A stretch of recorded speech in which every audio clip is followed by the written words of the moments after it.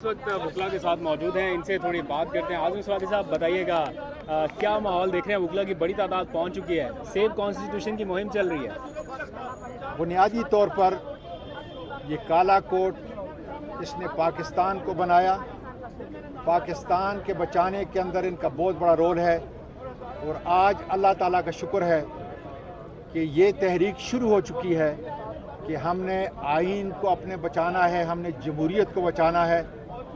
और ये चोर चक्के जो हैंडलर ने ऊपर बिठाए हुए हैं, इनको चलते करना है खुदा के बदल से।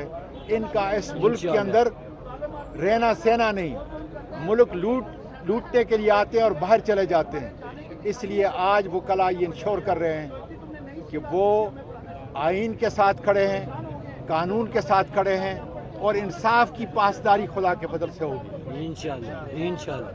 आप ये बताएं कि मुहिम कब तक आपको लगता है जारी रखनी पड़ेगी आपको, अगर कोई फैसला ऐसा आता है? क्या 2007 जैसी या फिर बाद में जो तहरीक एक लंबी चली थी उस जैसी सूरत हाल आपको देखने मिल रही है? काला कोट कभी थकता नहीं है, कभी हारता नहीं है, कभी रुकता नहीं है। इंशाल्लाह। इसलिए ये तहरीक पाकिस्तान के बचाने की तारीख है, ये आज़ादी की तहरीक है, ये इंसाफ की तारीख है। और कानून और आइन वकला की इस कावश की वजह से खुदा के फजल से बचेगा। ये जो चोर चक्के इस वक्त बैठे हुए ये भी, और इनके हैंडलर्स को भी बुरी शिकस्त होगी इंशाल्लाह इंशाल्लाह।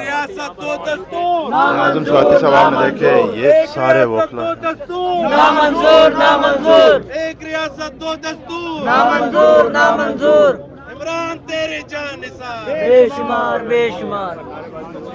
ये आप इस वक्त देख सकते हैं इस्लामाबाद सुप्रीम कोर्ट में, जहाँ पर वकला की एक बहुत बड़ी तादाद यहाँ पर मौजूद है।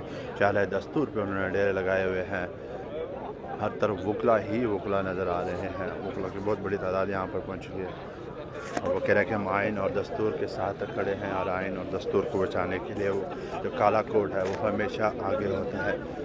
ये इस वक्त आप देख सकते हैं इस्लामाबाद सुप्रीम कोर्ट के सामने, यहाँ पर वकला की बहुत बड़ी तादाद यहाँ पर मौजूद है और वो नारेबाजी भी कर रहे हैं और अपनी अपनी स्ट्रेटजीज अभी बना रहे हैं।